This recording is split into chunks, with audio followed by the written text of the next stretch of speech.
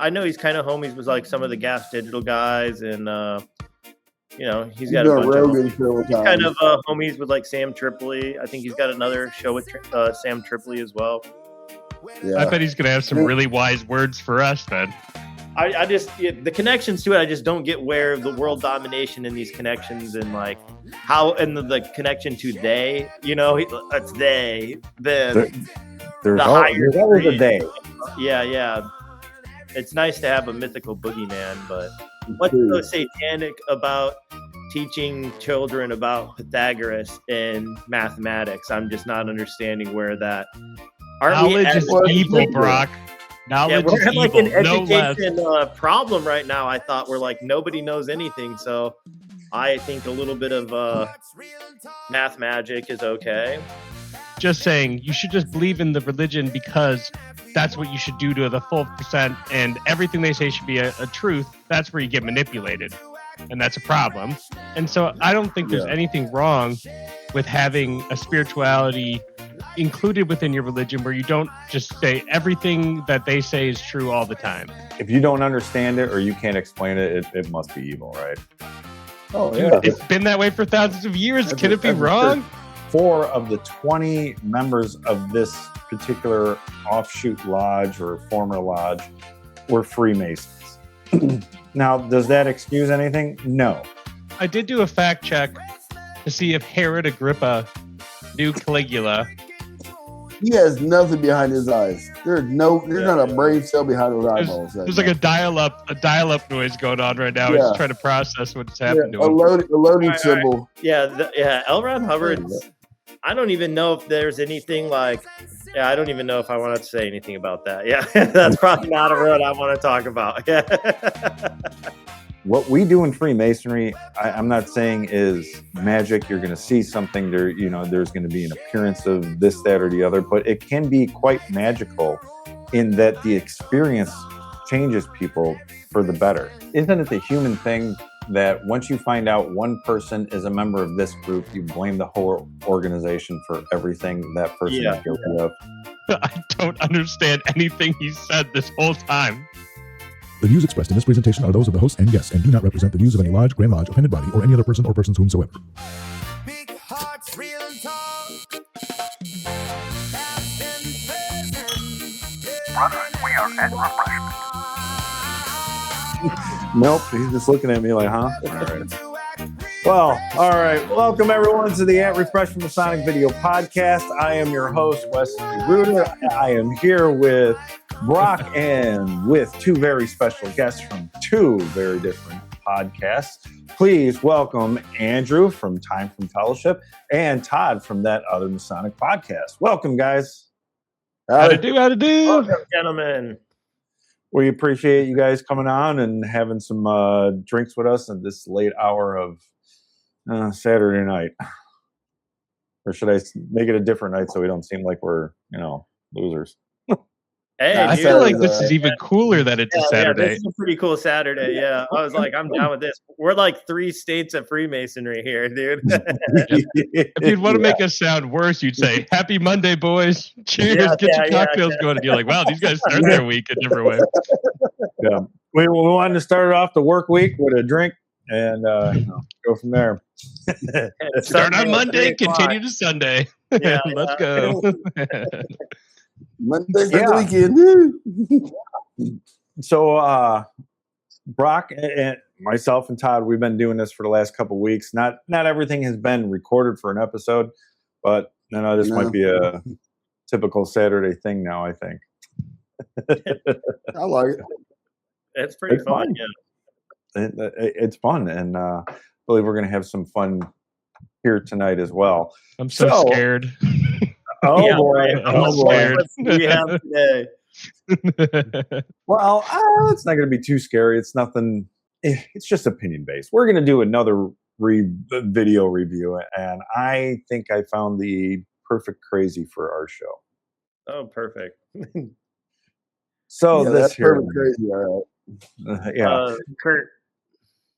Yep. Metzger. This Kurt Metzger is his name, I believe. Correct? Yeah, Kurt. Okay. Yeah, he's pretty good comedian. I know he's kind of homies with like some of the Gas Digital guys, and he's got a bunch of homies. He's kind of homies with like Sam Tripoli. I think he's got another show with Sam Tripoli as well. Yeah. I bet he's gonna have some really wise words for us then. Yeah, these guys really like Todd, are you familiar with him? Yeah, I've seen him on Rogan several times, and he's got some opinions. I'll give him that. Well, he was on Rogan? Yeah. Oh, yeah, several times. Yeah, he's been at the Mothership and everything. That Rogan's comedy place down there in Austin. He's down there quite a bit. He lives in Austin, to be honest with you. Don't they all now? So pretty much. Yeah. So, no, go ahead. Yeah, I think Bert Kreischer's the only big comedian that doesn't live in Austin right now. He's still in LA, so that's if we consider Bert big comedian. Well, he has lost a lot of weight, but I like him. I know, I'm just teasing. Well, the joke is everyone gets to make fun of Bert. Yeah, my understanding is that Metzger, he's a comedian. It's his thing, right? Yeah, he just started a conspiracy podcast maybe a year ago or something like that. Okay, so all that's secondary. Yeah. I think this is something he's he's probably always been into it, but this is something he's like way more public and open about it now. Okay. All right. And shout out to the Miller High Life sign up there, though. Shout that out. Right. Wisconsin Pride, baby. Yeah, I gotta show that to our fraternal brother Tony Mayer. He's gonna be like, "What?" He has all these old beer signs. Milwaukee. That looks like an old one. Yeah. I think he'll be looking for that. Yeah, this dude has a cool podcast set. Cameras are sharp. I listened to this dude's Crowley episode, and he didn't talk a lot of crazy stuff. He talked a lot of like random stuff about his mom that I'm like, I'm not really sure where the facts are about that, or whoever wrote that, how true those facts are. I don't think his mom ever wrote a book about her opinions on her son being the Antichrist, but I think it's a very common story. But I will admit, I am not familiar with the podcast. It popped up on the At Refreshment YouTube feed. And I'm like, okay, let's see what this is all about. So it's Camp Gagnon. And anytime I see something with Freemasonry in the title, you're like, oh, shoot, I should probably check this out. Well, yeah, it didn't have Freemasonry in the title, but it did have it in the thumbnail. It was in a thumbnail clip. Yeah. So I got about 17 minutes in, and I'm like, okay, this is something we have to review. I don't want to go off on ad hominems, but let me just play the video. Oh, don't go past that. Don't. It's a good song. All right, go back a little bit. Okay, now make that big screen. He brought this to my attention. I had never heard of this. Known as the Pythagoreans. This is nice learning. They used to meet in secret to discuss their mathematical discoveries. Only members were allowed to attend. Oh, yeah. They had a secret emblem, the pentagram. Let's see what the topic is for today. Yeah. Oh, yeah. God, I love Donald Duck Goes to Bed. I like that. This is like a podcast of watching a podcast, watch Math and Magic. A podcast watching a podcast watching a podcast. Dude, I want to do a podcast episode just watching Math Magic Land. Yeah, I know. Shout out to my other sponsor, Math Magic Land. Yeah. Holy! It was our old friend Pythagoras who discovered that the pentagram was full of mathemagic. Mathemagic. The two shorter lines combined exactly equal the Andrew, third. that looks like you guys' This line logo shows on the your magic show. proportions of the famous golden What? section. The second and third lines ratio. exactly equal the fourth. Once again, we have the golden section. The golden ratio. But this is only the beginning. Hidden within the pentagram is a secret for creating a golden rectangle, which the Greeks I love a admired golden for its rectangle. beautiful proportions and magic qualities. Oh, like a boy's The ass. star contains the golden rectangle many times over. What is this? Andrew, you had to sing that right there and then, huh? Oh, the Pentagon. Well, that's the Pentagon of America, isn't it? A resonant structure of a kind, isn't it? Yeah, this is a devil fucking country full of scumbags. Oh, yeah. Hell yeah. An ad. Does it keep going? The music is what makes it good. Yeah, that's kind of nice. You gotta add that. So I've never seen that before. Yeah, me neither. He showed it to me. I have. I saw it. Wait, wasn't years Disney ago. hiring a Freemason? Yeah. He was way more than that. I mean, way more. Put on Tracy Twyman, Minnie's Moose. The Secret of Minnie's Moose. So Tracy Twyman's a G, dude. Yeah. Okay. What gets me here is, he's going to explain everything that was just seen. If you listen to earlier, that's why they're going to it. But then he goes off into another tangent, and that's most of what the video is. He's like, he says a few things, and then he goes off into a tangent about it, and then something else comes to mind, and then he goes off to that. You don't really get too many clear answers. Yeah, I mean, that's just kind of his interview style, I think. I've heard him on a few other shows, on conspiracy shows and stuff, kind of hyping up his podcast or being interviewed by other people. And I mean, it's just kind of his thing, when you're new to it and you just want to tell everybody about all the different stuff that you've discovered and know. So you're kind of just schizo all over the place. Like, oh my God, you know this. Well, why I'm telling you about that? Do you know that this is this and this and this? But like when you start drawing lines together and like correlating things that, you're just like at the bottom of a thought, picking up on another thought and then linking them, you start losing where the evidence and the real connections are actually connecting these things, because some of these actually like, I'm not really sure where that connects at, but, what's so satanic about teaching children about Pythagoras and mathematics? I'm just not understanding where that. Knowledge is evil, Brock. Knowledge is evil. Like an no education problem right now. I thought we're like nobody knows anything, so I think a little bit of math magic is okay. I mean, haven't you guys not figured out that reading is satanic? You can't read that. You think you can read bad things, so don't read. When you spell words, you're actually, spelling. That's why they call it spelling. Did you know that the English alphabet is based on the Phoenician, and they are pagans? So it is actually a satanic alphabet. Yep. Yeah, go Phoenician. That's how it sounds when we listen to these guys. And you're like, whoa. It's if you don't understand it or you can't explain it, it must be evil, right? Oh, dude, yeah. It's been that way for thousands of years. Can it be wrong? Kept us alive this long. Yeah, boy. Yeah. Don't go into the cave. Devil haven't got us yet. It's so there's more of that, but the math, Donald Duck in Math Magic Land is always very interesting. I like watching it, but the thing is, and the way it's perceived is that symbol on Donald's hand. Okay, it doesn't matter what the symbol is; it's the way you interpret it. And if you're going to interpret it evil, of course it's going to be evil. But if you interpreted that, it's just, a math thing, like a tattoo, like, hey, I'm part of this math thing, and whatever. I'm trying to be like really simple about it. Why is it evil? Wes, what's interesting is the video explains what it means. That's the cool part about Math Magic Land. Yeah. And the thing is, what stresses me out with the conspiracy crowds, especially about the pentagram, is when that symbolism, the good and evil versions of it, was made, people understood, well, those who were using it understood what it meant. So if it was upward, it was a good symbol. And if it was downward, it was considered an earthly or what they would interpret as more of a satanic symbol. It's just like an inverted cross. So like, let's say, for example, in Math Magic Land, they showed an upward cross and they said, but did you know? And they flip it upside down, like the cross is satanic. And you're like, okay, so the stupid thing about it that pains me is they get all upset, but they don't actually do the research on the symbol itself to understand the context of the time. They take a symbol that's from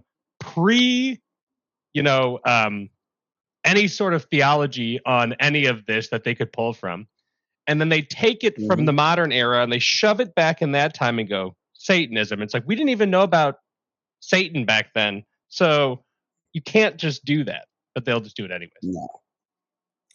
Well, it makes it's like down here at French Lick, at the French Lick Resort down here, on the railings they had swastikas cast into it. Well, that resort was built like in 1910, 1920, something like that. Well, before that, the swastika was all about health and healing. Had nothing to do with evil, but now they got them all covered up because people saw them and they automatically thought it evil. Well, it's whatever you know that symbol to be, whether it's evil or good. It's the swastika has been around for millennia. I mean, they found it on Buddhist temples, stuff like that. Did they take it out of the lodge or they leave it? What, the swastika? It's still on the railings, but they covered them up with like this little cover or something like that. Oh, wow. And Todd, to your point, if it was a Buddhist temple, you can still use it now. But if you're just a random being like, I like how that looks, probably not. Probably don't. Okay. It's like if you know what it means, if you understand it as health and healing, then yeah, it's good. But if you understand only as Nazi and hate and extermination, yeah, of course you're gonna think it's evil. That's what we know now. Yeah. So I came across this TikTok video, and it was about pottery, and then it turned into about cutting stone and wood cutting. And then I'm like, oh man, this is pretty interesting. The guy started putting everything together. It's an ancient technique. I guess they've been around for centuries. This company, this tea manufacturing company, okay?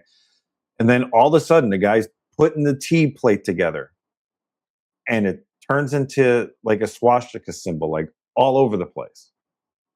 And I watched the whole video. It's just a tea thing, an Asian tea table. Okay. I go into comments and right away, oh, anybody see that symbol? Oh my gosh, everything's evil, blah, blah, blah. And it's like, oh no. This is an ancient tradition, as it says. Okay, this tea company that has been making these things for thousands of years, okay, been using that symbol for thousands of years. It doesn't mean what you think it means to them. Stop putting your stupid influence into everything. I mean, I think you're bringing up a fair point. The key understanding is like there's a selective, the symbol has been so corrupted by a party that, takes ancient symbols to justify its nationalist and crazy agenda, right? And it goes, I'm going to do some evil stuff with this symbol. And then everyone who's using it, which has been around almost the entire globe, is like, well, really screwed me over on one of my favorite symbols. Thanks, bud. So I think now it's pretty easy to say if it's something that's an Eastern, technique using it, I think it's still fine. But in the West, we know better. As far as within our context, you're like, hey, I'm not going to do it because I understand the connotation. But why would I start using it now if my people haven't been using it for 3,000 years? You guys have it on your Jain temple. That's fine because it's a whole different world. That's our perception, because when I seen it, I'm like, oh my gosh, of course my mind went right to that. Okay, that's what it means. No. I'm watching something different. I've got to tell myself, you don't need to be shocked. Remember, you're watching something that's older than Nazi history. Yeah. God, I can't wait till they watch this video and they do a conspiracy on this one. Society used to use it as well, and they were founded in 1888. So that was long before, but they've since kind of altered theirs as well. They don't use it the full on way. They have like a different curved edge thing, and it's all redone, so it's slightly different now. And I think it's mirrored too. They got it completely different. But what else is weirdo gotta say? Yeah. He's dead now. It says in the thing, this was written by who's dead now. It's like from 19 fucking, I don't know. It's from a long time ago. The dissipation, dissipate. Mm-hmm. And it's the secret origin of the Freemasons. Now, I might have dismissed this book had I come across it not knowing all the shit I know now. But Mark Windows made me aware of it on his channel. So it's the story. So Herod Agrippa, remember that guy, the third? He's the one that his grandpa killed all the firstborn in Bethlehem to try to get Jesus. Right. These fucking Satan bloodlines, and I'm saying as a catch-all, they're not, they worship Baal and fucking the Marquis of Hell and Arden, Delaware is where they worship the Marquis of Hell. There's supposedly a lot of those, but I don't know which specific one. I'm going to find out from Jay Parker, but fucked up town. So Herod is the one that he dies being eaten from the inside out by worms inside him while he's boasting in the Bible. I think it's in Luke. I can't remember what the scripture is, by Herod Agrippa.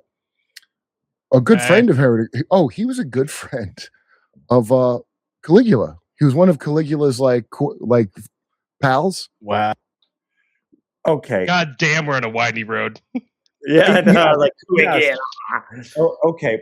I can't keep track of it. Wait. A couple things that I want you guys to comment on all of it and go off on your own thing. One, he keeps going on and on and on, and the host here just, oh, yeah, wow, yeah. Really? I'm like, is he just? I don't know if that's his personality, if this is a comedy bit, or if he's just patronizing him, or if he's thinking, guy, I don't want to disagree with you because I don't want you to fucking kill me.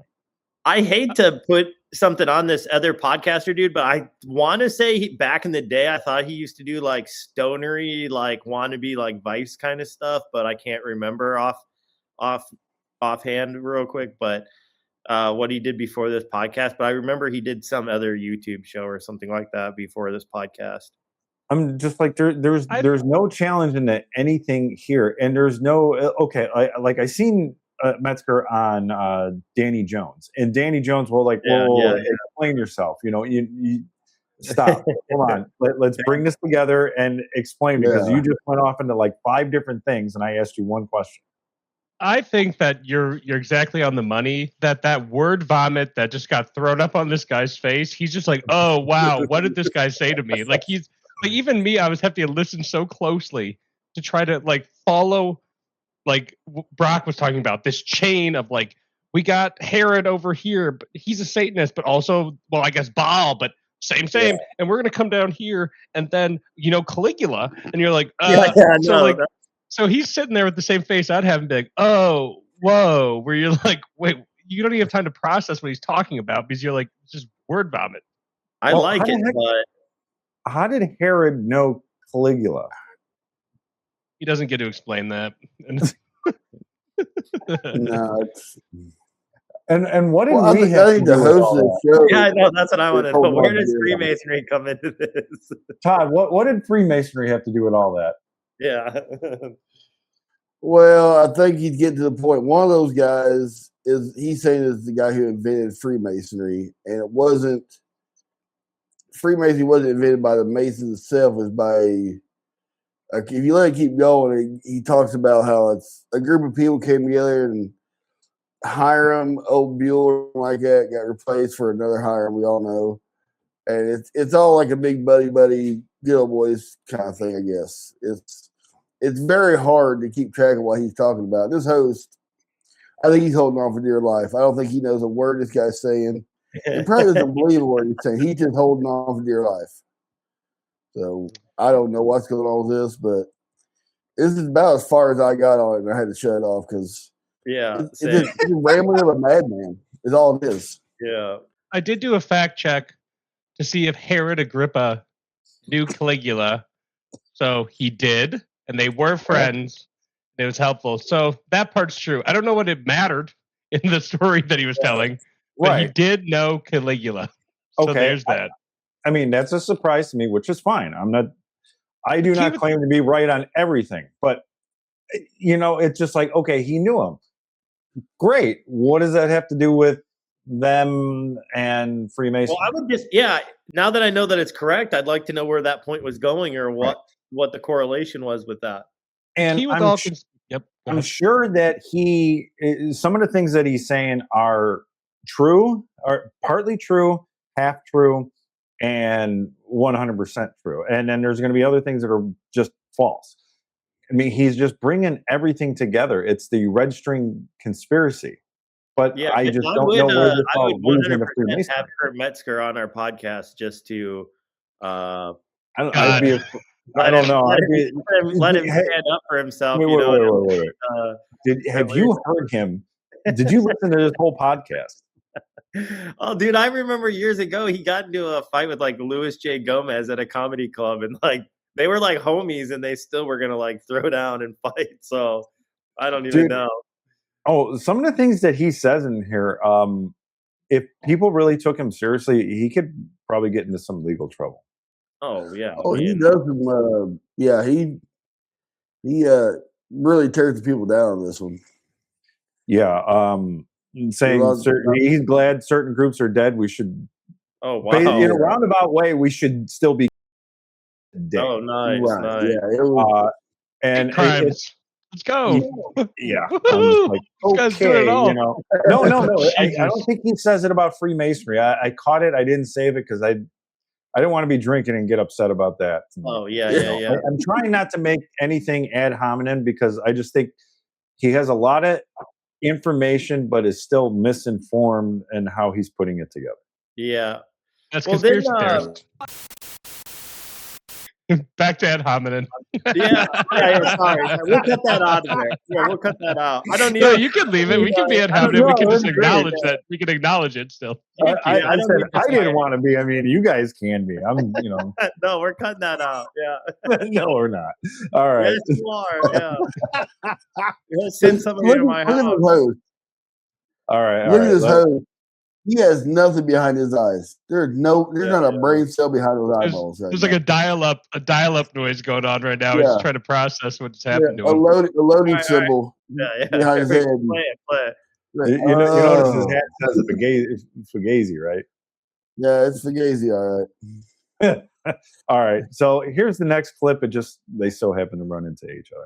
Like his coke buddies, you could say I would characterize him as. No way. Hardcore sigil magic guy found out from Nathaniel Gillis, who my fans call Smart Shane. Bullshit. And that was I found that out. These are all, I'm just telling you things I pieced together from random because you get the information in little bits. And then okay. So he's the guy who invented the Mason. They weren't called Freemasons yet. I think they're called the Masons. Okay. Mm-hmm. His group and one of his friends, Hiram Abioul,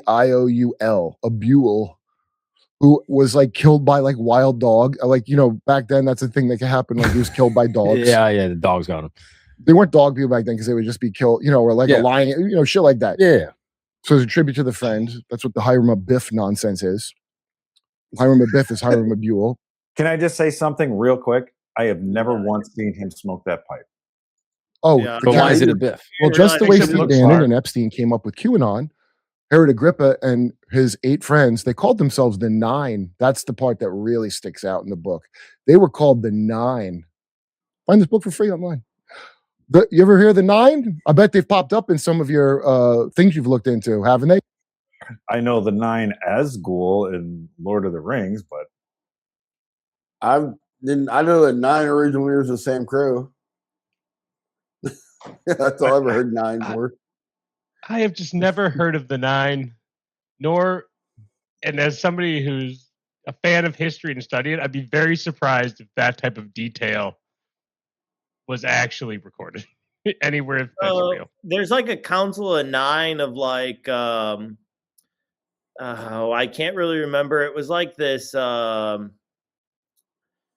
Oh man, I could be getting this confused, but I think there was like a council of people inside the Pentagon who thought that aliens were demons or something crazy, and they were like trying to keep the government from investigating that, and so they had this council, and I don't even remember the name of the council, but I thought there was 9 that were in this council.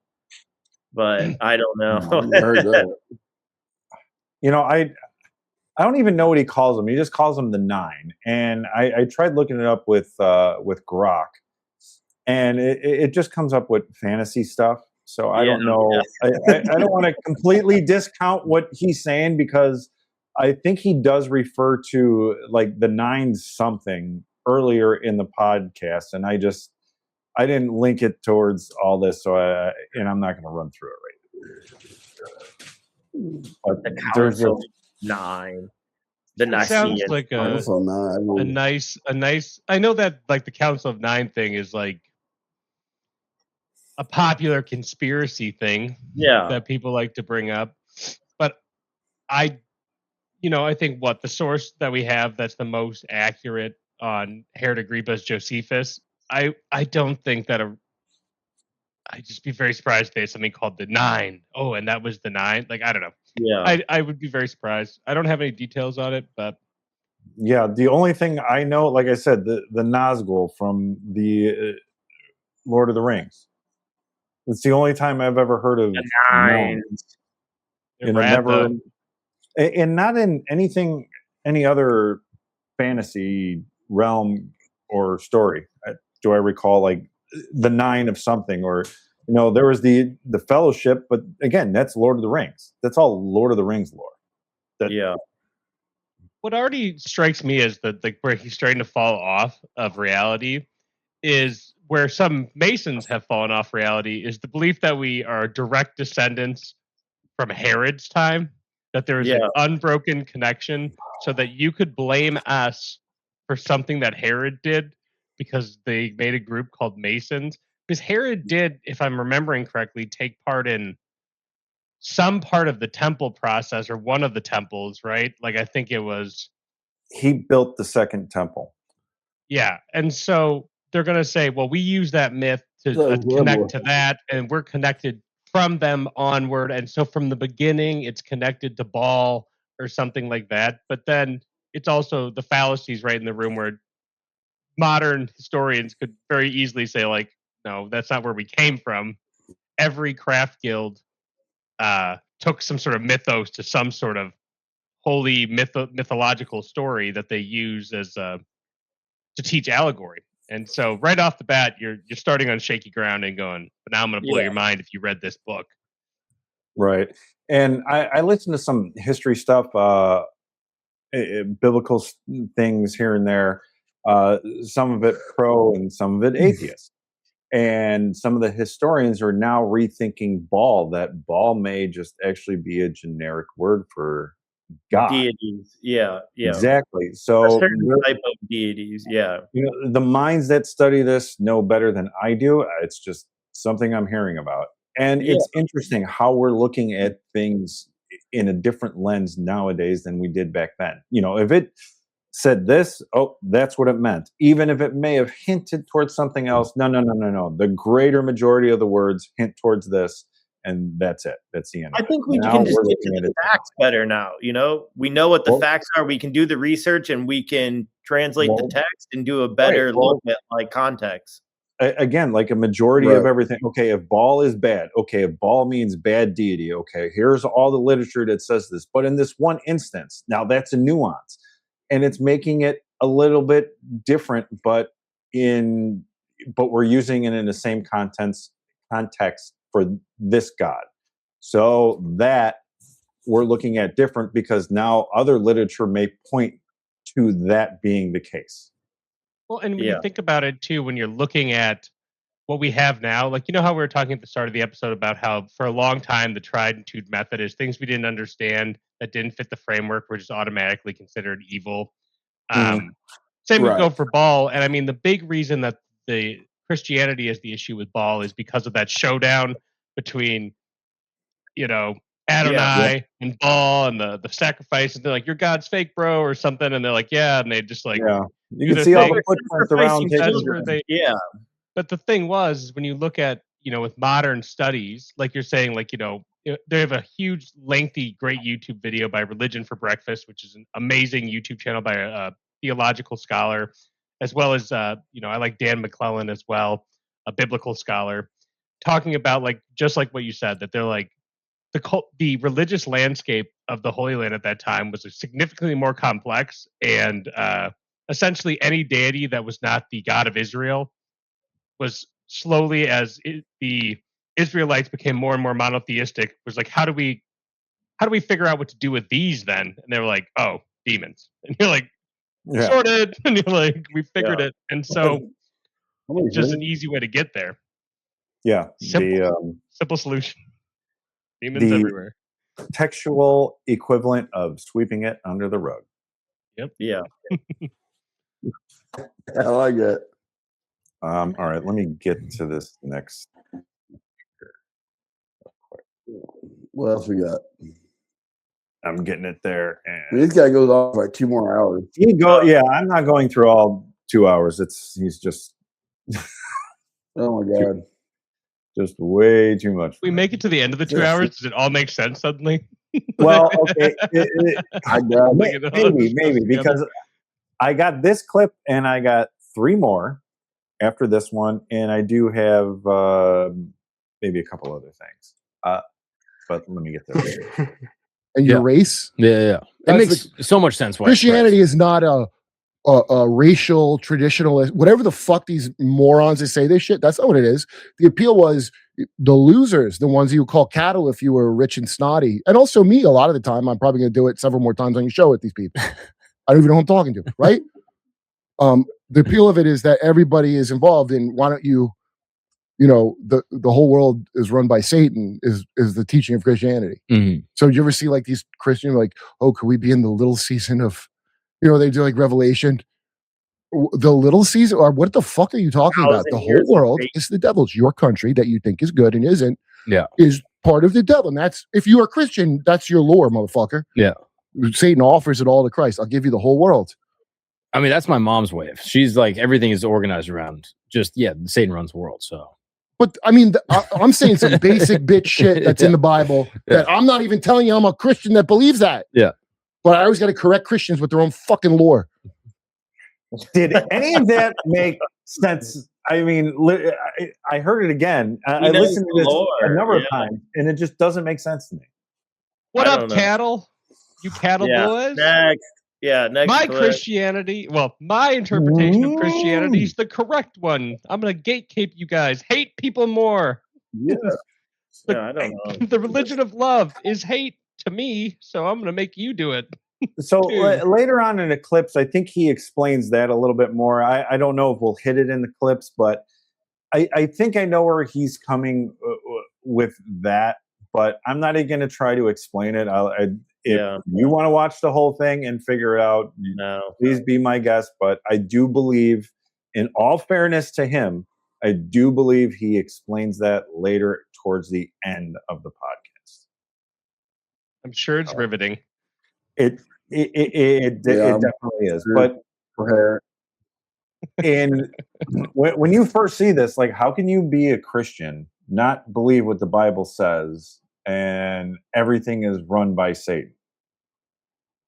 I don't quite understand that. Then how is Christianity a thing, period?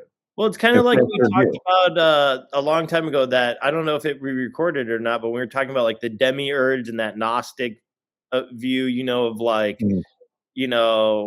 where you get into like the cryptic Christians and stuff and like, all that kind of shit. Yeah, I don't think that's. I hope that's not what he's talking about, because it would make it even more confusing. Yeah. You're going down another rabbit hole. Yeah, Brock, what you said, I didn't hear in anything that he said. Not at all. Gnostic demiurge. Yeah.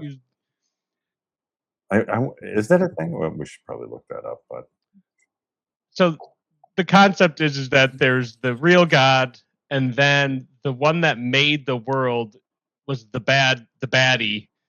And so we live in the baddie's world, and everything that's material is baddie. And so you gotta escape the material man, and then you can get to the transcend, dude. You know what that sounds like? Huh? Scientology. Live in the now. Tell me, do you guys have Scientology at all?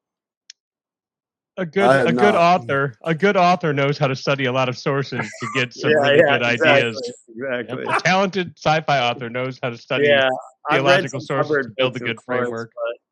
But, I don't own it anymore.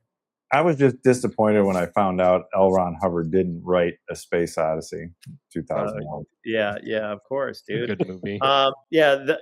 Ron Hubbard. I don't even know if there's anything like. Yeah, I don't even know if I want to say anything about that. Yeah, that's probably not a road I want to talk about. Yeah, you don't need people coming to your door and asking what sins you committed, right? Scientology. E-metering is rad. Yeah, or whatever it's called. Dude, you do can an e-meter party. Yeah, exactly. You can I'll buy e-meter those on you. eBay. You can e-meter me. We'll e-meter each other. Well, I had one of the books I found one of the books somewhere and how to do the interviewing, dude, and like the questions, dude, and it was like hilarious, dude. It was like a science classroom textbook, but it was like all these photographs of like people like staring like face to face and like doing all these super uncomfortable drills to like make people feel weird as fuck on the meter. It was so weird, but very, very interesting, dude. I actually just got rid of all of my Scientology books not that long ago. Did you? I took them all out of my bookshelf because I'm going through all my totes of books. I'm like, yeah, I don't have a big library anymore where I need to be having these.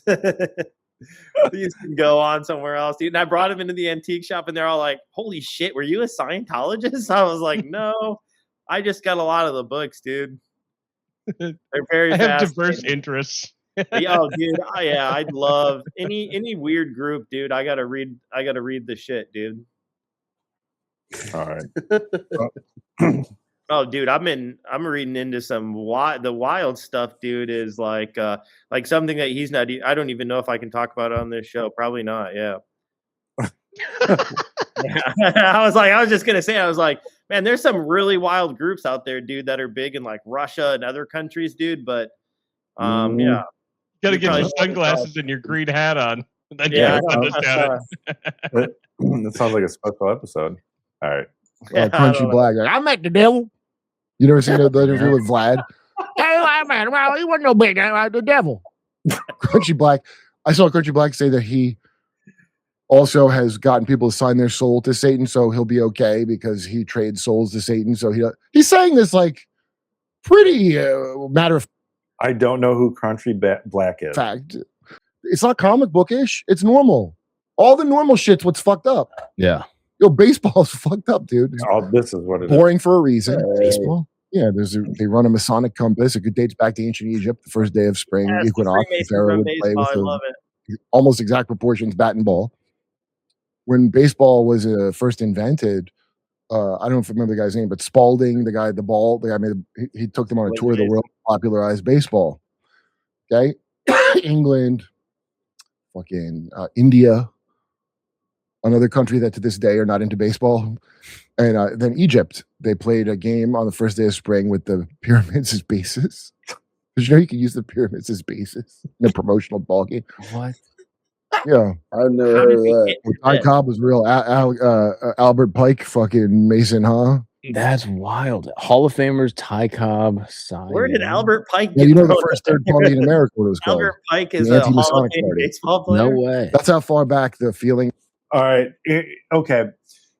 He's going to get into something else, but let me touch on that. So, okay. Ty Cobb was a Freemason, so that's why he threw it in. I don't know where Albert Pike comes in.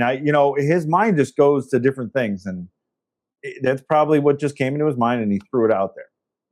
Freemasonry, Albert Pike. He couldn't get Freemason. He's a Freemason. He was partying with Albert Pike and stuff. Okay, great.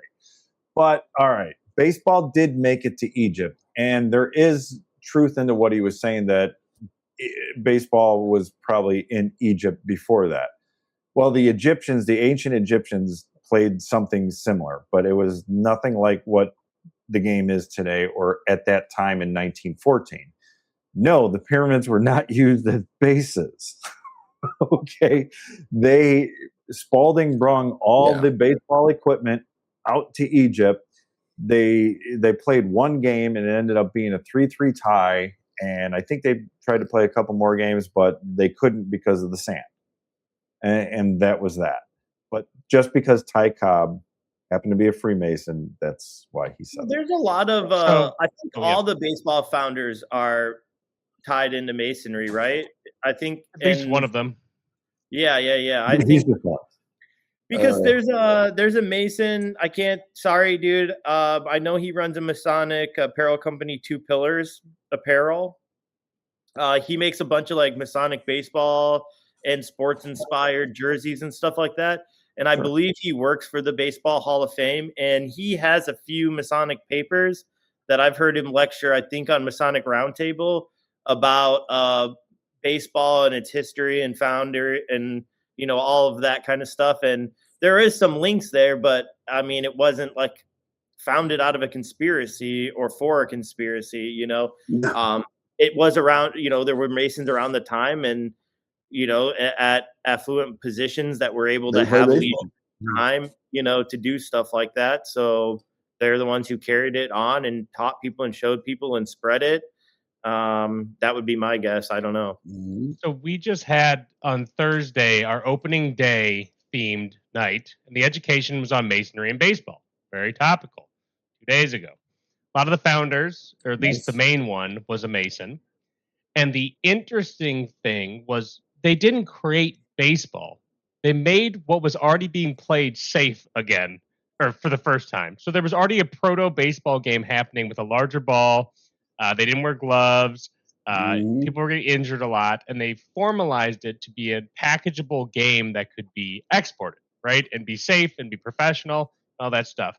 So they formalized the ball diamond shape, which people are like, that's kind of Masonic. And you're like, sure, it's also logical. So there might have been a like for geometry in there.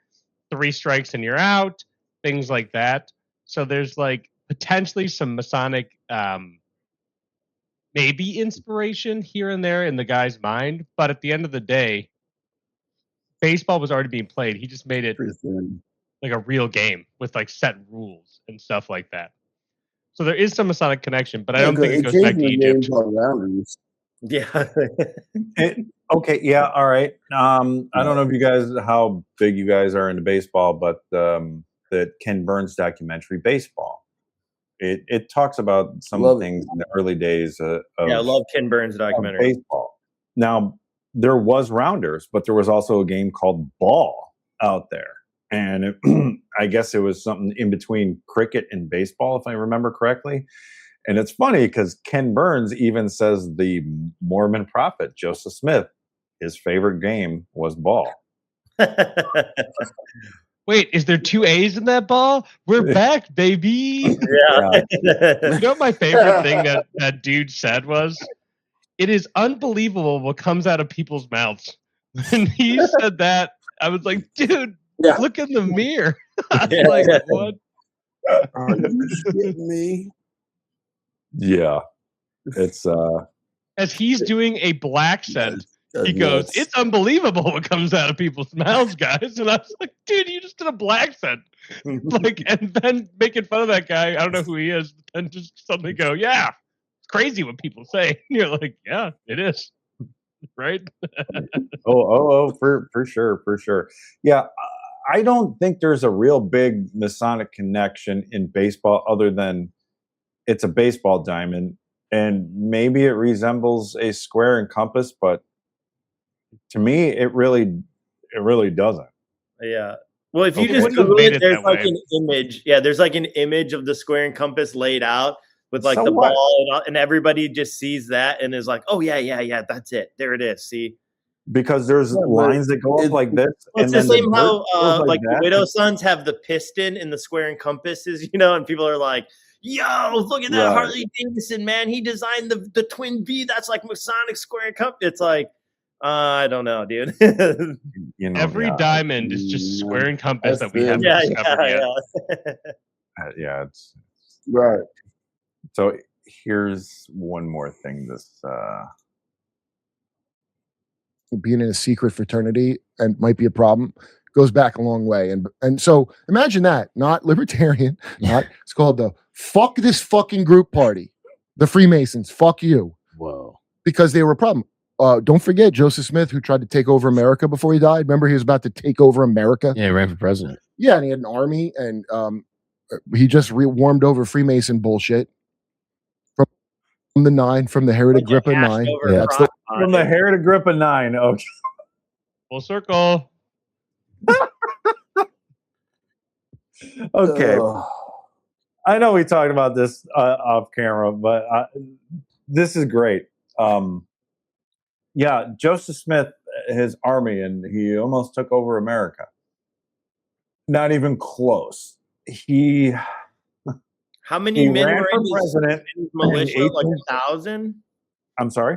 How many people were in his militia? 1,000? Yeah, because in order to be a militia, you can only have, like, I think a certain amount. There are restrictions. So he didn't have an army, he had a militia. And this is Right. back in Nauvoo, Illinois, 1844. Okay. Joseph Smith died in 1844, June 24th, 1844, I believe it was. Anyways, he was only on a couple ballots. There's no way, he didn't even get an electoral vote. He didn't survive long enough to even get there. And chances were, with the way everything was going with the Mormons and in Nauvoo at that time, he would have only have gotten the votes from Nauvoo. There's no way he was about to take over America with a small militia, which had problems, and they just didn't have the armor. So, and this is where what I mean from the books I've read and everything, that what he's saying is partially true and partially false. Did Joseph Smith run for president? Yes. He didn't even make it to the election because he died.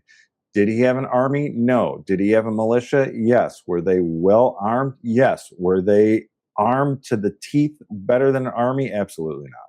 Or were they all Masons, though? They probably weren't all Masons. No, Joseph Smith was made a Mason 2 years before he died. Yeah. So, like, you know what I mean? Like, we can pretend like he's this whole thing. Yeah, he was a Mason for 2 years, and his militia was like between 3,000 and 4,000 people. And you're just like, his father was. Well, they're not sure. The records are vague because there's a number of Joseph Smiths at the time in Palmyra, New York, that were Freemasons. One of them, chances are, his father was a Freemason. Hiram Smith was a Freemason before Joseph Smith was a Freemason. So he had some knowledge, and I'm pretty sure it was talked about, especially with the Morgan fever and the uprising with the anti-Masonic party being the first political, third political party in the country. So he knew some things. That he'd go through the degrees before that? No. So there's some truth to it, but it's not 100% accurate what he's saying at all. So unbelievable things that come out of people's mouths, right? Right. You don't say. All right. I got one more clip. Mate, two more. Let me get to this real quick. All right.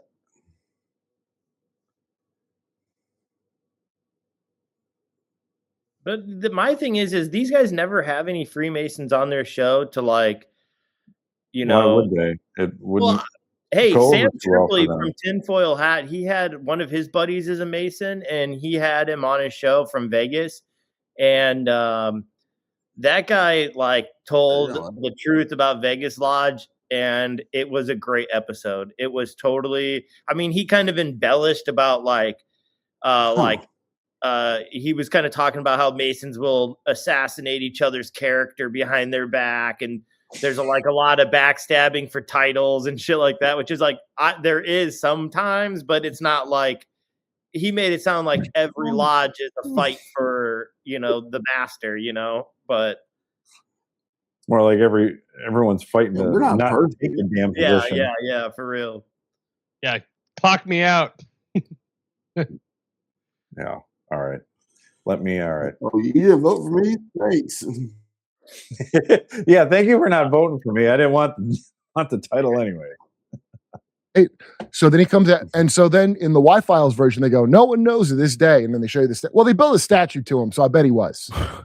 There's a statue to him. Oh, just a really wacky story. They use astrology as warfare on each other. Ronald Reagan, big astrologist. Hillary Clinton is big in. Remember, she channeled Eleanor Roosevelt in the White House to get, I don't know, lesbian fucking tips or something. There you go. Oh my God. And what do you think's happening with the astrology? What are they talking to? Well, these are people that trace their bloodline funny, to the dude. serpent It's race. this They call it. That's the random rant where Freemasons. you're like, From that's the is this sons an of Cain. act or is this real? Right. Oh, hold on. He said something about the Freemasons. Oh, my bad. Sorry. Story. They use astrology as warfare on each other. Ronald Reagan, big astrologist. Hillary Clinton is big in. Remember, she channeled Eleanor Roosevelt in the White House to get, I don't know, lesbian fucking tips or something. There you go. And what do you think's happening with the astrology? What are they talking to? Well, these are people that trace their bloodline to the serpent race, they call it. That's the Freemasons say they're from. It's the sons of Cain. So it's some douchebag fucking story. I think it's from the Talmud too, or some horse shit about how Nahash, the serpent, which is not Satan. Nahash is the serpent that tricked. Now, what does that mean, that Nahash? Yeah. I don't know. Oh boy. Yeah. A lot to unpack here. It's like a fever dream. Yeah. Okay. What is the astrology people who study astrology are polling? They're speaking to the snake, as Freemasons call it. So hold on, we got to put this in context. Try to unpack what he just said. Hillary Clinton and Reagan are big into astrology. I don't know if either of that's true, but whatever. I've heard For that. lesbian tips. That was a joke. The lesbian tip was him doing a bit. That was probably the only truth he said in there. Yeah. Then he goes to, what are they talking to? Which is a really strange question to ask when you hear someone say that they're into astrology. Like it's as if they're speaking to a specific thing. But anyways, so then that thing, as the Masons describe it, is the snake Kahash from the Talmud, which he said is BS anyways. But that's who they're talking to. God, I haven't got enough degrees to know that we talk about Kahash. Yeah. I'm certain we don't. But yeah, so that's cool. I've never heard that name. Cool guy. Yeah, have you ever heard of this bloodline thing? I mean, within Freemasonry, the serpent people. That's serpent race, right? Like lizard people? Is that what we're going into? Yeah, I am one. I don't recall. I don't recall in our ritual. I'm the only Freemason in my family that I can find through genealogy. So when did I make this transformation? You'll find out when you get to a higher degree. Yeah, I seen Todd's eyes flicker into reptilian eyes at 33 minutes and 33 seconds in this video. So he's a reptilian. I thought I heard that. Yeah. I thought I heard that. Sorry, guys.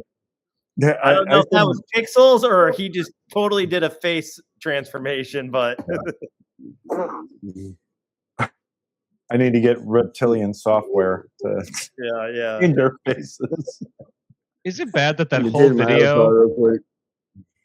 All I was thinking was, what would it be like if I was sitting in a bar and this guy was talking to me? Like that's the whole thing I think about. And I'd be sitting there just being like, I gotta get back to my friends. And they'd be like, no, you don't. Hold on. And you just keep going. You'd be like, okay, I'm gonna go now. When does this guy need to go take a piss so I can get the hell out of here? Dude, it's like when I used to smoke cigarettes, dude. You go outside the bar and there's always one guy who's just out there smoking a whole pack of cigarettes out on the patio. The same guy all night, and every time you go out there, he tries to talk to you. Brock. Remember when we were in Louisiana? Okay. Remember King Bowser? Yeah. So our first night there in Louisiana, we go and Brock and I run into this guy who's in this like Bowser costume, this like run down like Bowser costume. He's just in front of his bar. He has 2 drinks in his hand, and he's just doing this, right? And the next day, literally the next day, morning, we're getting up for breakfast. Yeah.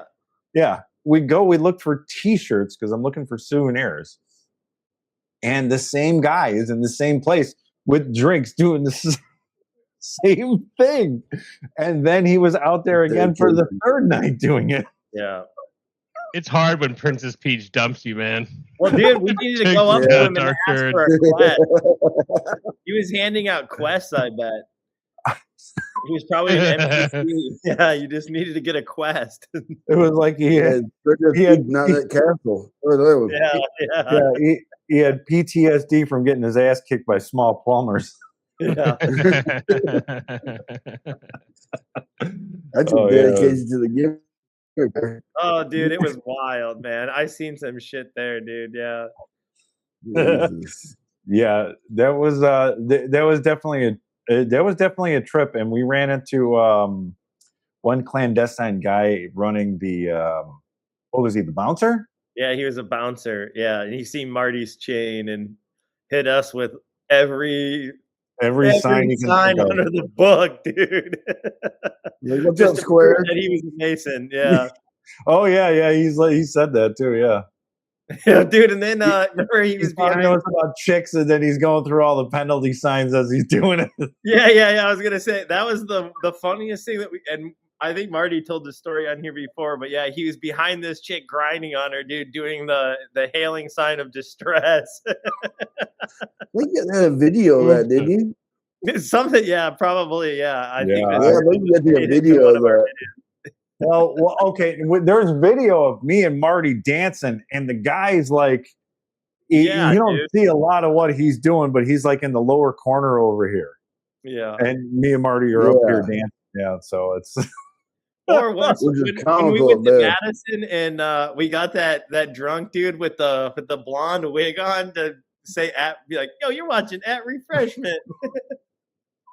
Just this random hammered guy in a wig, dude. And he's like, you're watching At Refreshment. Yo, this is At Refreshment. Yeah. He was so hammered, dude. We were just like, yo, can you do an intro for us? Oh yeah, it was college night down at where were we? It was downtown Madison, like State Street, like the night before Halloween, dude. It was crazy, yeah. Jesus. You guys were old me down there. We were way too old. We went into one of the clubs because it was like Alice in Wonderland, and we just stood in the corner. We're like, "Oh, this is crazy." Yeah, we Frat Boy Hill. Oh yeah. Do some recruiting. So I got one more clip for this video. Yeah.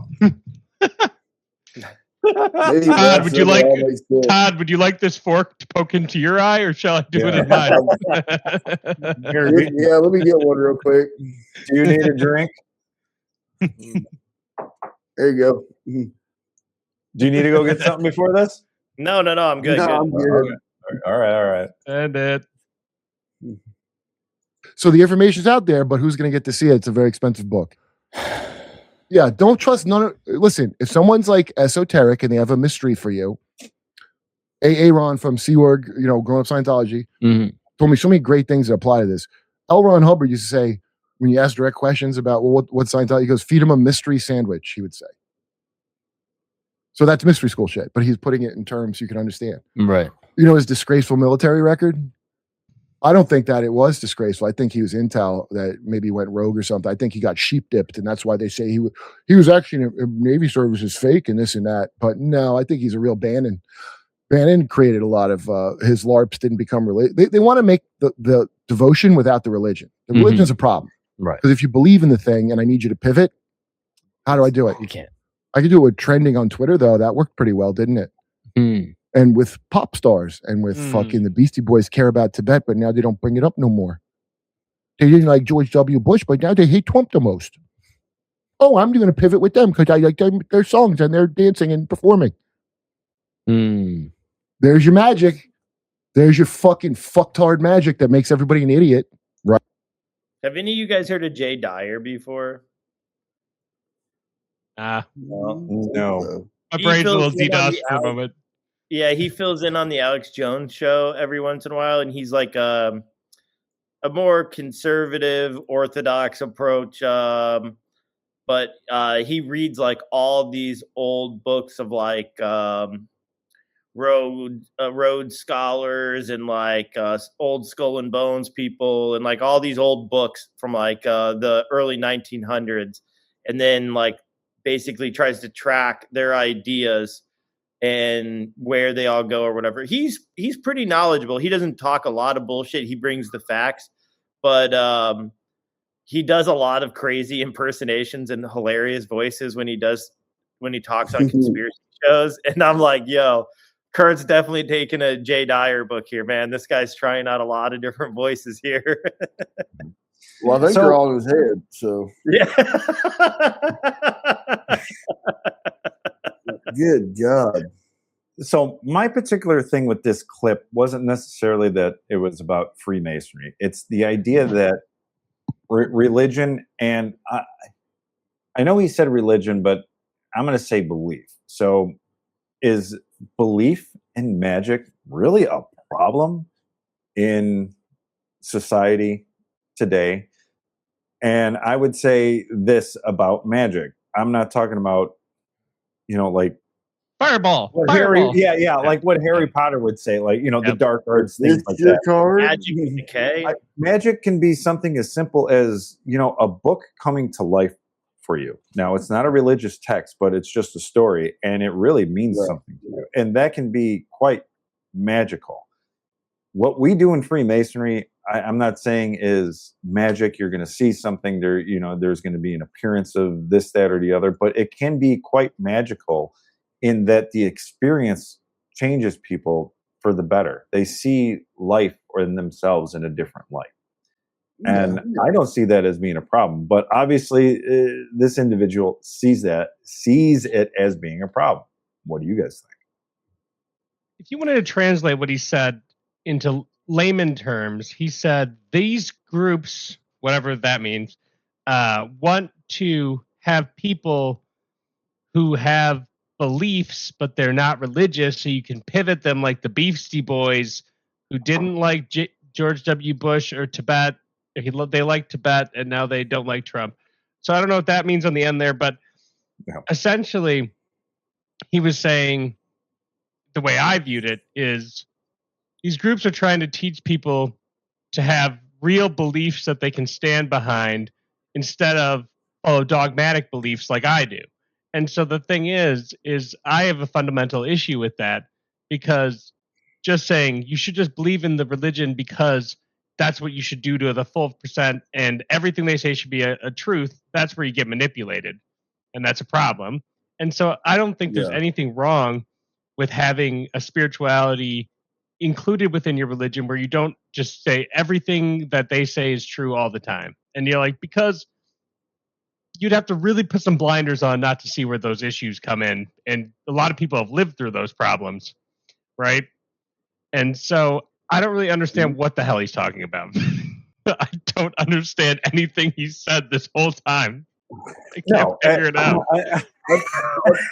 That's a great point. Trying to say is, I think what he's trying to say is like, people hate Trump with a fiery passion. My sister's one of them, and most of my family hates Trump with a fiery passion. Me, I kind of go the way with it, but they didn't hate George W. Bush just bad. They didn't hate, my family's all Democrats, but they didn't hate any other Republican, president as bad as they hate Trump. And I think it's because he's trying to put out there, people are putting stuff in people's minds now that they weren't before. I think that's kind of what he's trying to say. People are just, there's so much more against Trump than they're everywhere against any other Republican president. But that's because he's a different person. I might be wrong. That's the key. It's like, you can hate more people than other people because you don't like other people. You don't have to be an equal qualifying hate across the board on people, So, it seems like Metzger here has a problem with politics and religion. But in Freemasonry, we keep both of those out. Yeah. And I don't know if he knows that, but I think he's more in line with Freemasonry in that respect than he realizes. Dude, all the conspiracy theorists are all so much into the same mind as a lot of the Masons, because we're all looking for truth. We're all looking to do the research. And maybe not Kurt per se, but some of those people do a lot of research and they trace down the rabbit hole and they want to know they want to know the no, and that's an honorable pursuit, dude. And I like that. I do that. So, that's what brought me to Masonry is the mystery, dude. I could only read and, do so much in the books. And then I just, once I found somebody that was going to open the door for me, I'm like, oh shit, I can do this. I'm going to do it. I actually disagree, Wes. I think oh, sorry, Todd, go ahead. No, go ahead. I'm just making a comment. Go right ahead, Andrew. I was going to say, I disagree. I think what he was saying in that clip was that that's what upset him, is that they're trying to create an order that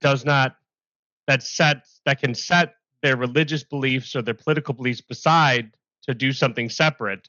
That's how I interpreted him, being like, but they're trading something that's more secular and leaving behind their religions, but that's not really the reality in Masonic experience, but it's the ability to work with people and to find common ground with people. But I think that was kind of what he was mad about, is that he's like, you shouldn't find common ground with these cattle. You know what I mean? That's how I kind of viewed it based on what he was saying. But cattle is his term. I don't say it. Okay, I can see that, but he's also going on this podcast and other podcasts as cattle to find people that agree with him that are going to graze the same grass that he's grazing at, right? Right. Yeah, he's doing stuff.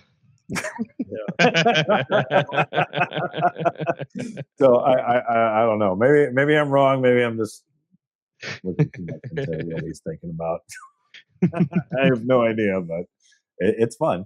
I think it's rambling of a madman. What it is. Yeah. So okay, take that madman thing. We've all heard that in our Masonic ritual. If someone like this came to lodge, how would you handle it? Oh, man. It would be wild. It'd be cool, actually. Right. It would be cool to show them around and be like, look, there are no ritual daggers. There are no anything crazy. There aren't a bunch of robes for everybody in the room, dude.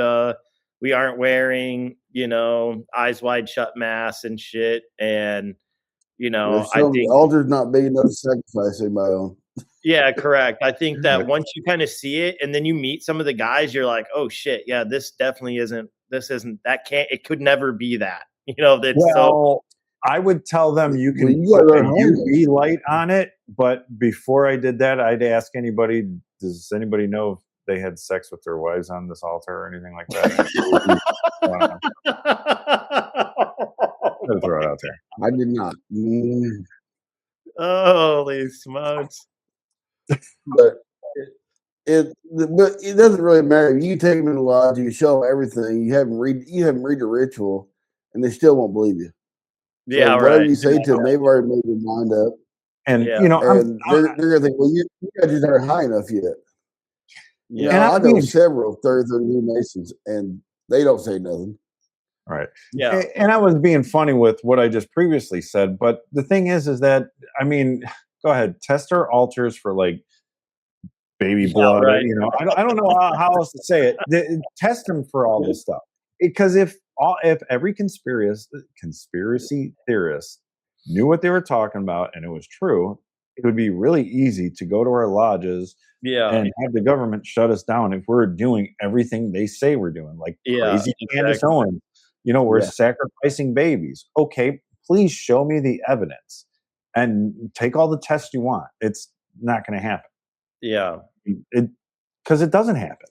Yeah. If it did, we'd be shut down. And we would have been shut down years ago, especially in the 1800s.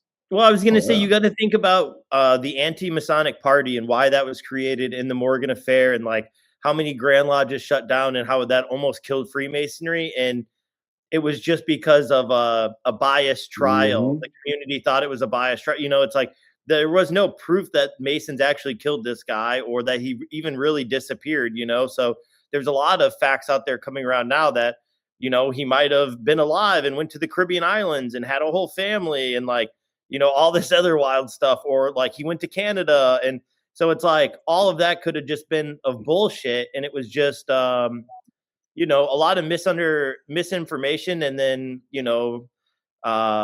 smear campaigns reported in the papers being like the lawyer, the judge, and everybody's Mason, when it's like The jury was all Masons. And, yeah.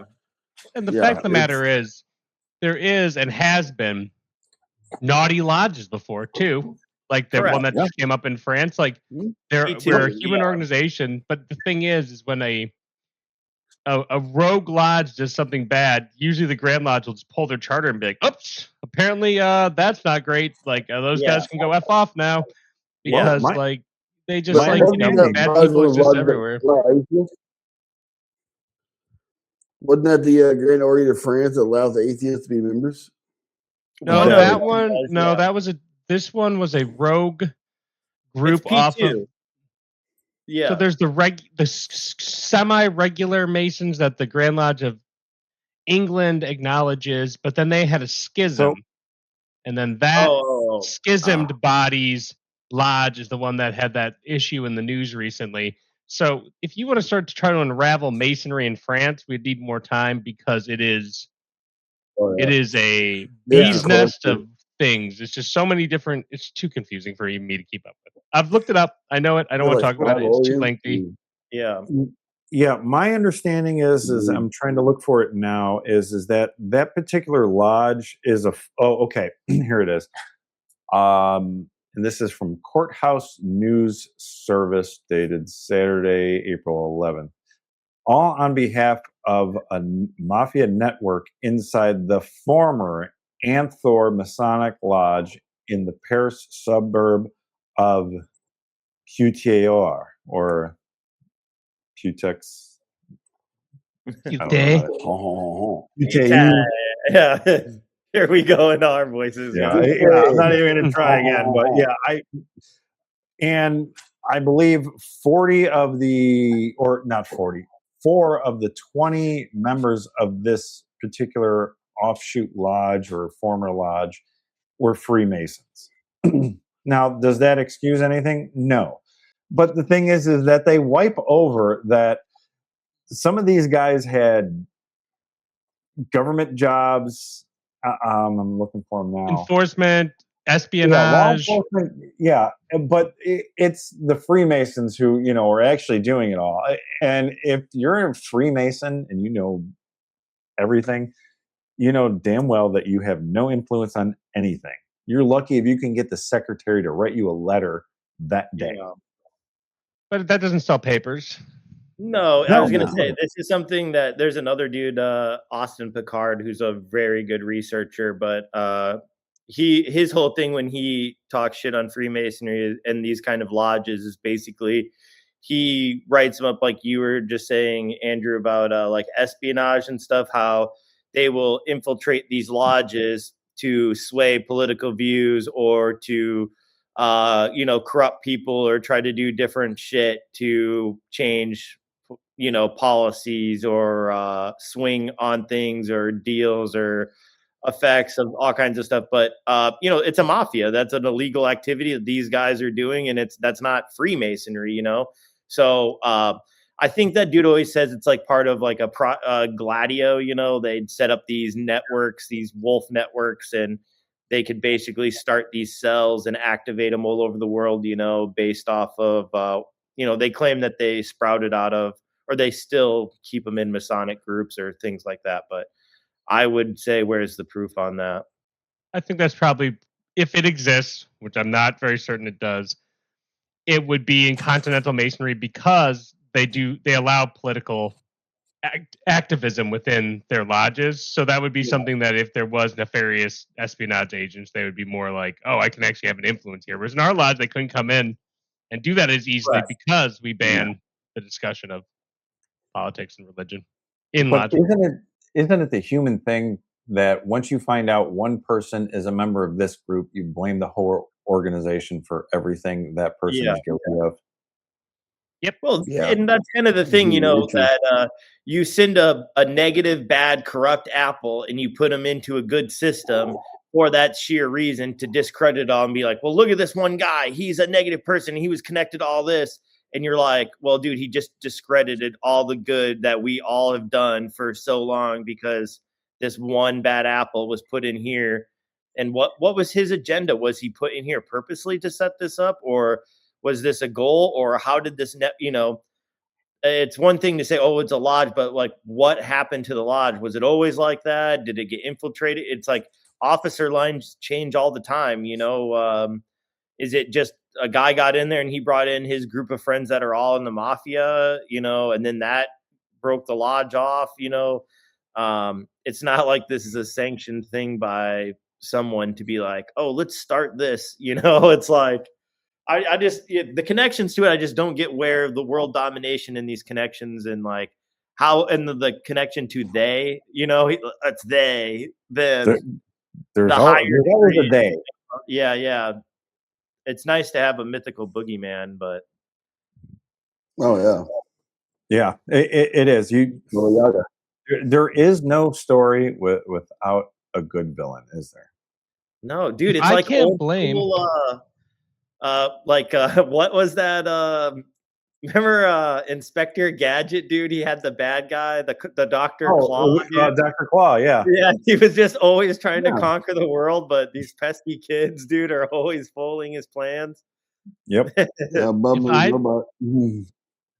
I didn't have a mythical boogeyman to blame for all my problems, then I have to accept that I'm the problem. And that ain't going to happen. So I'm going to find someone else to blame. Yeah, right. I'm perfect in every way. Everyone else is the problem. Yeah, I was like, I'm probably part of the problem. Yeah. Yeah. I'm perfect. Ask all my ex-wives. Yeah.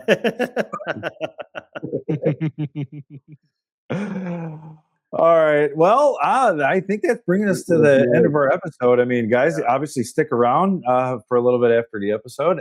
But you guys got any final words before we come to shout out and shouts out? I'm going to give my shout out to Kurt Metzger, dude. Thanks for giving us a show topic tonight, homies. Yeah. Shouts out and shout out, dude. Please leave comments. Todd, you got anything? I'm just trying to keep track of what this guy's talking about is gargantuan feat. I mean, I tried to listen to him while I was mowing grass, and I had to go back and stop mowing grass and go back and try to hear it again, and it's rambling of a madman, basically. A guy who has strong opinions about one thing or another, but he can't keep them straight in his head. He can't explain them right. So it's entertaining for a little bit, but like I say, I wish that these hosts of these podcasts would question these guys a little bit further instead of just going, "Oh, really? Yeah, okay, great, yeah." No, get a little feedback here. Ask these guys, "Hey, what do you mean by that?" I don't understand what you're talking about. Yeah. It's the same thing with Sean Ryan. Just sitting there listening to that guy rambling, bad about Freemasonry. Okay, you can badmouth all you want, but if you're not going to challenge the guy, you're just as dumb as he is. It's not dumber. Right. So that's all I got. I would like to say, Mr. Metzger, after a thorough review of clips from your video, they were some of the most idiotic and insane things I've ever heard. At no point in your rambling, incoherent speech were you ever close to anything that could be considered a rational thought. Everyone in this podcast is now dumber for having listened to it. I will award you no points, and may God have mercy on your soul. You're getting the Billy Madison. You're getting the Billy Madison on this time, man. Yeah, that was perfect. Oh yeah. A simple no would have sufficed. Yeah. That's a good one. I mean, I shout out to the conspiracy theorists. Who else would keep us entertained in the internet world when the regular TV is getting boring? Yeah. Yeah, I did tell my daughter I'd give her a shout out tonight because here's to Ava because she had to put up with me all day. So Ava. I'll give my shout out to my co-broast, Matt. I think this podcast episode with this conspiracy guy would have made him severely disassociate. So he would have done the Matt where he just slowly just starts crawling into his mind, and he's like, "Nope, no more of this guy." Yeah, like, can't do it. That's off the camera and stuff like that. Yeah, he just disappear. Like Homer I back gotta into go grab the something real quick. Yeah, right. Well, we're hoping to make this a regular I'm losing thing. reception. Yeah, right. What is going on here? Like I said, we're hoping to make this a regular thing to be doing reviews. Saturday seems to be like a good night if we'll see who's around and everything. But yeah, this is how some of the episodes are going to go. We hope you're enjoying it. If you have any comments, please leave them. If there is a certain video you want us to review, please leave that as well. Leave the link. Yeah, please. That will help. If not, just let us know what it's about. We'll see if we can find it. And I mean, that's all I got. Anybody else got anything before we kick this off? Hey, I want to tell Andrew, I really enjoyed your you guys' episode AI. Last one you guys put out. That was really interesting. Thanks, Todd. I think Yeah, I it's guess a good me and episode. It's Gary, fun. we might discuss in the future on that because I use a lot of AI for Masonic education because I'm just not good at typing crap out. So I give a subject, it types it out for me. So Matt used it the other day to help him design a traveling schedule so he could hit every lodge in the district within a calendar year that reminds him when the last time he had been there is. Oh, that's and, cool. Like, all this good information. So there's a lot of cool, like very applicable lodge things that AI can help you build out to create things that can be helpful tools. The AI guy that you guys interviewed was that Ask Hiram or whatever with the AI minute, or it has your monitor in AI, so you can ask the monitor, questions on rules or bylaws or anything, and it shoots you an answer right away, no looking, no nothing, and it gives you like other keywords that other bylaws that could reference or be similar to. I'm like, dude, that is amazing. And a reference where you can click and it'll bring up the page. Yeah, they were promoting that at our last Front Lodge. We'll see if they're going to do it this year. Yeah. So, if you're the inventor of that, hit us up. We'd love to talk about it. Oh, yeah. All right, everyone. Dude, that is our episode. Once again, please like, comment, and subscribe. It will help us tremendously. Thank you for watching, and we will be back. Bye. Share the truth. Light